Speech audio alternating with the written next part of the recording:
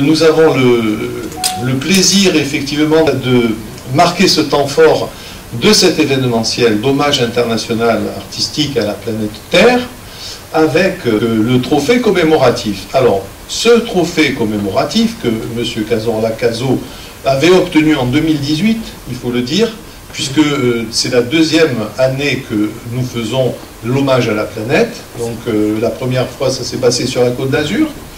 Et c'est vrai que tout ceci a demandé quand même un travail qu'il a fait de manière avec beaucoup d'abnégation pour la planète. Et effectivement, il ne peut pas y avoir un temps fort de cette nature sans qu'il y ait quelque chose de vraiment significatif et de marquant qui puisse vraiment témoigner non seulement de la date de ce moment, on peut dire artistique et historique aussi pour nous, du moins, mais non seulement on va témoigner aussi de ce moment fort, mais en plus, si vous voulez, il y a aussi le rayonnement de l'œuvre de Cazorla Caso. Et donc dans ce sens-là, nous avons décidé, le comité de l'hommage, de remettre le trophée commémoratif pour l'exposition Terrarum Orbis in Abstracto à M. Cazorla Caso, peintre abstrait. Je demande à M. Eugène Germand de bien vouloir me faire transmettre cette coupe donc à M. Cazorla Caso. Cher maître,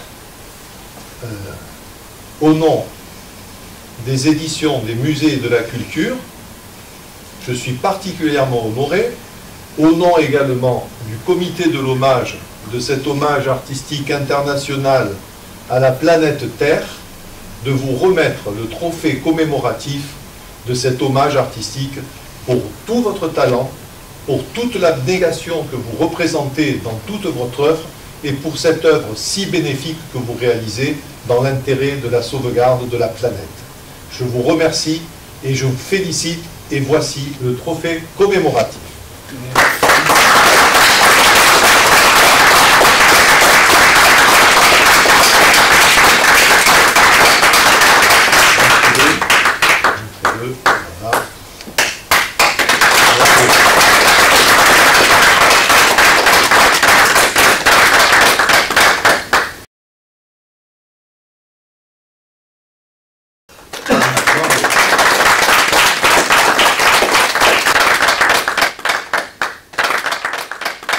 Moi, je voulais simplement associer le conseil de l'arrondissement du 10e arrondissement de Paris, où se trouve cet hôtel Mercure, le 19e, la Philharmonique, la Cité des Sciences, un arrondissement qui fait beaucoup pour la culture, la préservation de la planète, et aussi le Conseil régional de France, dont la présidente est Madame Valérie Pécresse, qui vous salue.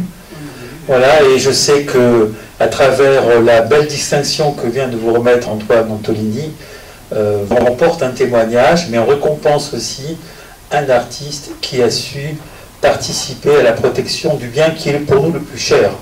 Ce type de récompenses, de cérémonies ne sont pas anodines, elles sont importantes.